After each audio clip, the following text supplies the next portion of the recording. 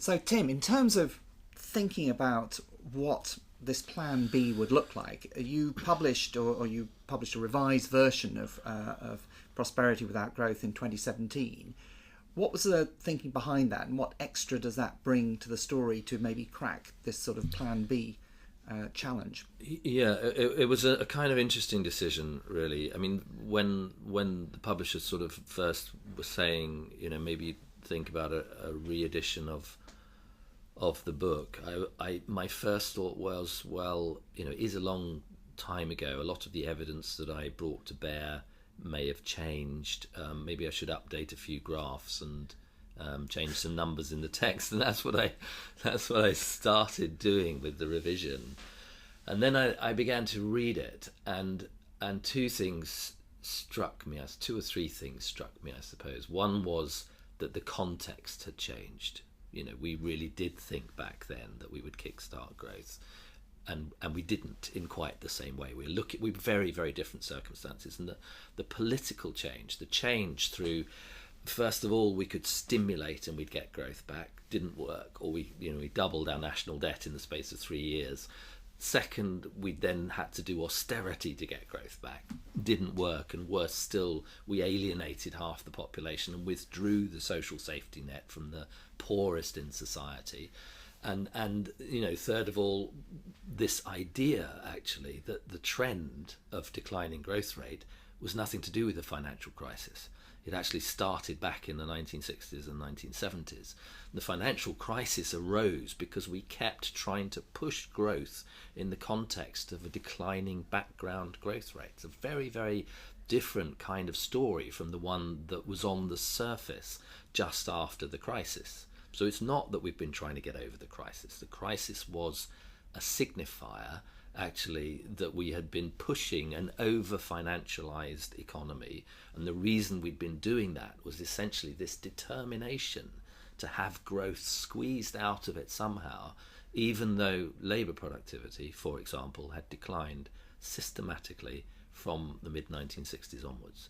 So we've got a declining labour productivity growth, and we've got a policy that's insistent on having growth out of it. You've got to get that somehow.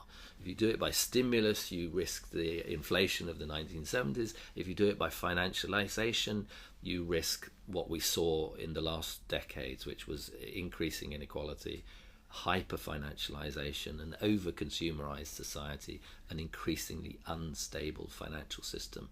So the financial crisis was not the cause, but a symptom of the declining growth.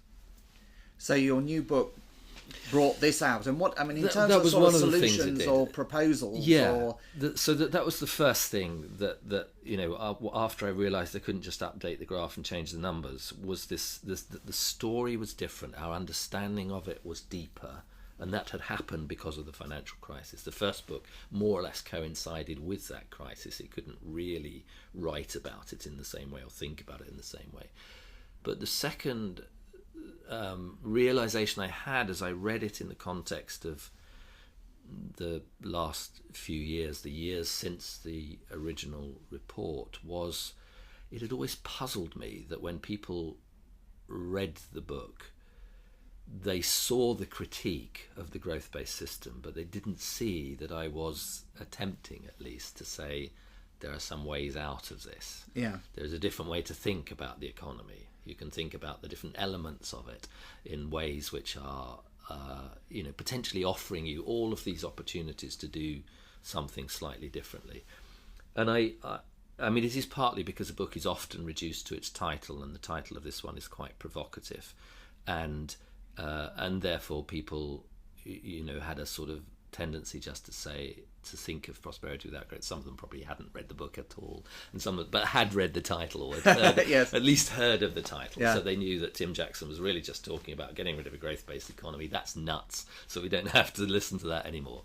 But they didn't pick up on the prosperity bit, which is quite interesting. Particularly isn't it? Pick up on the What does prosperity, that mean? or indeed the chapters which talked about how you could deliver it, the government policies that might help, the way in which you would think differently about industrial structure and about investment. So there were lots of things that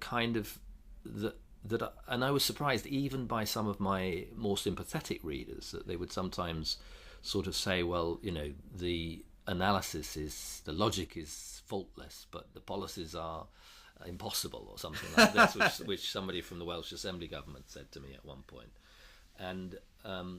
But when I reread it, I could sort of see that I hadn't made the narrative clear enough. So what I wanted to do in the second book very specifically was make that narrative structure very, very clear from analysis to prescription, and to tease out the different elements of that prescription.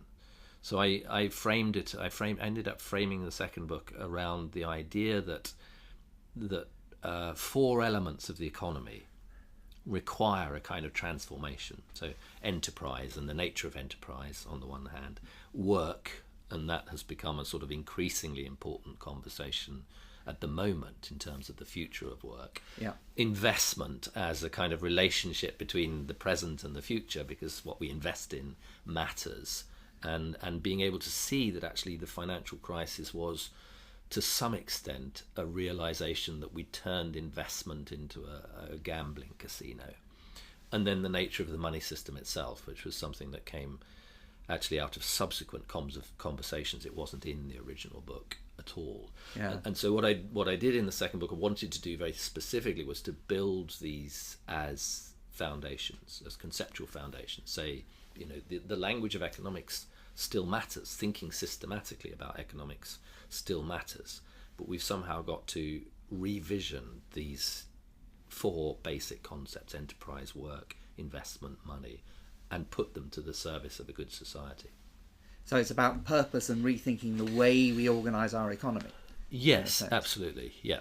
And actually also pointing out that those are very practical things with pragmatic steps that you can, and actually one of the interesting things is that they had already been happening in the 9 years since the report was already published. So I could draw on, lots of lovely examples of ways in which enterprise or investment or even the money system was being changed by people in response to the needs for a better, stronger economy. And what were these sort of practical policies that people find unacceptable or too radical or whatever? What give me a couple?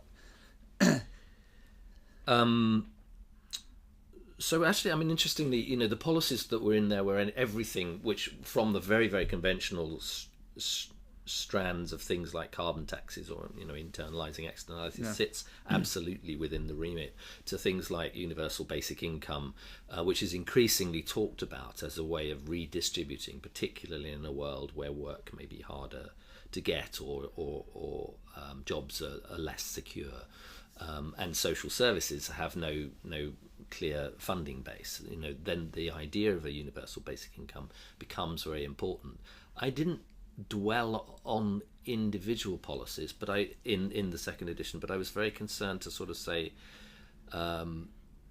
first of all, that to really sketch out the ways in which enterprise could be thought of differently. Yeah. And I focused in enterprise, for example, on the transition from an industrial structure which we had in the past, which was very much linear. From you dig stuff out of the ground, you make lots of products, you increasingly diversify these products, you sell them, but you don't want people to keep them for too long because you want them to go on buying the next one, so they have to throw them away. So this very linear, materialized economy. And using that definition of prosperity that underlies the book, said, what does prosperity really mean about enterprise? Is enterprise really about that linear production chain, or is it something to do with providing the services that contribute to the quality of our life? And if it perhaps means the latter, what might those services be? And then what might be the challenge of providing those services? And what might be the organizational forms of enterprise that best deliver those services? And that this way of thinking about enterprise as a foundation of the economy opens up a whole flight path, if you like, of possibilities for doing enterprise differently. And some of that is already being explored in the social enterprise sector. Some of it's being explored by more progressive mainstream companies. Some of it is being explored through different ways of private-public partnership, and some of those experiments are very, very small, but they give us a kind of new world. So, is that would you say, like John McDonnell's idea of cooperatives taking a role in the provision of utilities, as sort of something that's picking up? I love that. I love that. The fact that it's John McDonnell's idea. That's well, he's talking. I'm sure it's not his idea, but he at least has said it. Yeah, but I think in a way that's a part of where the work is done. I'm not sure what. I guess Ed Mayo would be delighted to hear that it's John McDonnell's idea that co-ops should play some part in the organisation of services. What it says is actually that there's been a kind of mainstreaming of that idea that the forms of enterprise that could play a part in the delivery of an economy that works for everyone. And Labour also used that language, interestingly. An economy for the many, not the few, is the variation on it.